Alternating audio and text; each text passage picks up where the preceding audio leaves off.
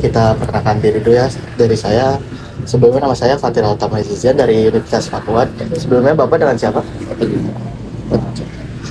Sebelumnya nih Pak, jadi kan kita mau nanya seputar tentang produsen tempe di sini. Nah, yang pertama itu Bapak sendiri dapat menjelaskan nggak sih tantangan apa saja yang paling dirasakan oleh perusahaan saat ini, baik di faktor global, sosial, lingkungan maupun perubahan masyarakat, serta bagaimana dampaknya terhadap perusahaan tersebut, Pak? Kalau untuk dampaknya, kalau itu ya biasanya global, kalau utama global. Oke. Tantangannya ya lingkungan itu kita juga ada, apalagi di pemasaran itu kan, yang paling paling merasakan itu ya global, karena kan antara pedagang sama pedagang, nanti ada lagi yang dari luar kan gitu kan, ya bisa dibilang tantangan utama itu di global. Oke, berarti dampaknya sendiri itu global itu tersebut ya, Pak? Iya.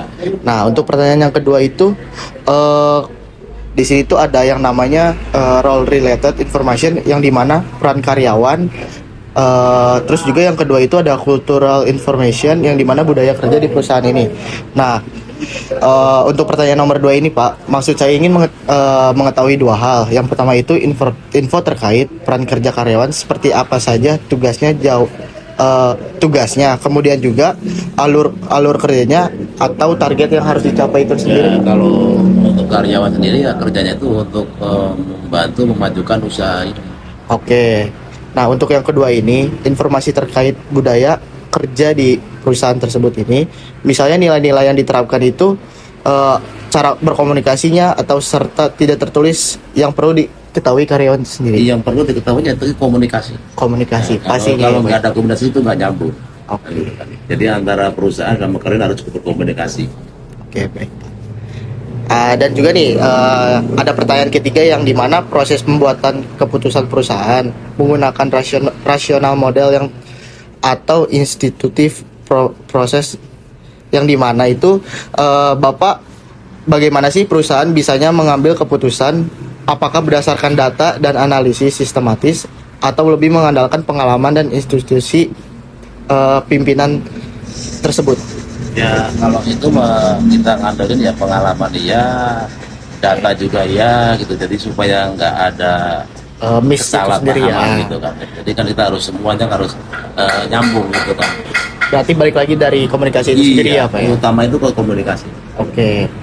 Dan juga untuk yang keempat itu Pak, gaya konflik yang sering terjadi di perusahaan tersebut itu kan, di sini tertulis ada avoidance, accommodation, competition, dan compromise atau collaboration. Nah, di sini tuh kayak ada gak sih jenis konflik yang pernah sering terjadi di perusahaan? Kalau di perusahaan pasti ada. Uh, Tapi ya intinya tadi itu yang penting kita komunikasi jalan. Oke. Gitu kan. Boleh Pak, kayak misal avoidance itu dari karyawannya sendiri itu Ya, ada yang pasti ada. semacam kalau maunya ada salah pengiriman. Oke. Atau kadang-kadang keteledoran karyawan, sini minta dikirim belum dikirim ya bisa. Berarti itu karena accommodation itu sendiri ya Pak ya? Oke. Makanya kalau itu kan yang kita utama ya kan itu tadi tetap komunikasi. Dan juga yang kelima Pak, jadi perusahaan ini tuh udah termasuknya itu startup yang masih ingin berkembang, ataupun growth pace yang sudah stabil, dan untuk yang harvest itu yang sudah stabil dan decay stay itu yang menurun. Nah, si perusahaan ini tersebut yang masih startup ataupun growth pace sendiri itu Pak? Kalau untuk saat ini masih startup. Masih startup. Oke. Dan juga yang keenam ya Pak ya, kita lanjut lagi. Apa saja yang dapat menjadi pemicu stres sendiri di perusahaan ini? Contohnya itu karyawan, yang dimana faktor-faktor dapat menyebabkan tekanan atau stres kerja bagi karyawan, baik dari beban kerja, lingkungan maupun sistem kerja perusahaan. Nah, itu mau dijelaskan Pak faktor-faktornya. Ya faktornya itu tadi itu kalau umpamanya nggak ada komunikasi, kadang-kadang aturan jadwal ini pengiriman udah datang ternyata belum. Kadang ada faktor lain seperti di jalanan ada kemacetan kan begitu kan, karena itu kan semua kan nggak terduga, seperti di jalan kan nggak terduga, kadang-kadang kan gitu kan. Berarti pemicunya itu jadwal yang belum menentu itu ya Pak ya? Kan. Kadang-kadang jadwalnya sekian harus, kadang-kadang ya yang bikin stres kan dari yang pemesan sampai Konsumen sendiri, telepon ya. kembali itu kan itu kan kadang-kadang stres kita kan, karena apa? Betul. Karena barang udah dipesan dari pagi kok jam segini belum dikirim gitu kan.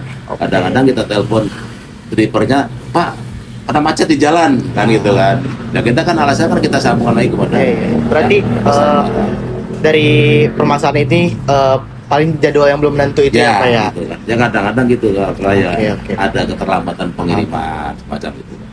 Nah ini yang ketujuh Pak, bagaimana sih kayak keberagaman di tempat kerja ini, kayak kondisi keberagaman di karyawan ini di perusahaan ini, bagaimana menyikapi pengelolaan yang perbedaan tersebut, kayak perbedaan agama, terus kemudian suku, dan juga apakah di perusahaan ini masih ada apa ya? Tidak ada batasan kah Pak dari perbedaan suku dan Kalau sini nggak ada. iya, Jadi itu semuanya. ya, walaupun berbeda suku, berbeda agama itu semua sama. Yang intinya itu dari Intinya balik lagi kita- komunikasi. Kita gitu ya, Pak. komunikasi kebersamaan kita bangun gitu. Karena kan sulitnya perusahaan dari komunikasi tadi. Oke. Dan yang ke-8 ya Pak, di sini tuh ada gak sih teknologi komunikasi yang digunakan perusahaan tersebut? Nah contohnya itu seperti email, website, media sosial, aplikasi, marketplace dan lain-lain. Ada. Apa itu Pak? Ya kita pakainya kan WhatsApp. Oh, WhatsApp, email. itu. Oke, jadi kalau email itu paling untuk Ya untuk bagian kantor. Kalau yang untuk WhatsApp, mengirim. ya kalau WhatsApp untuk semua karyawan. Oh jadi untuk informasi. Ya, informasi ya kita ngandelin, utamakan kita WhatsApp. Oke, jadi yang ke-8 ini sudah terjawab semua. Sebelumnya saya Fatir, terima kasih atas kesediaan Bapak untuk wawancara dan menjawab pertanyaan saya secara lengkap dan terinci. Proses wawancara ini sudah selesai Pak.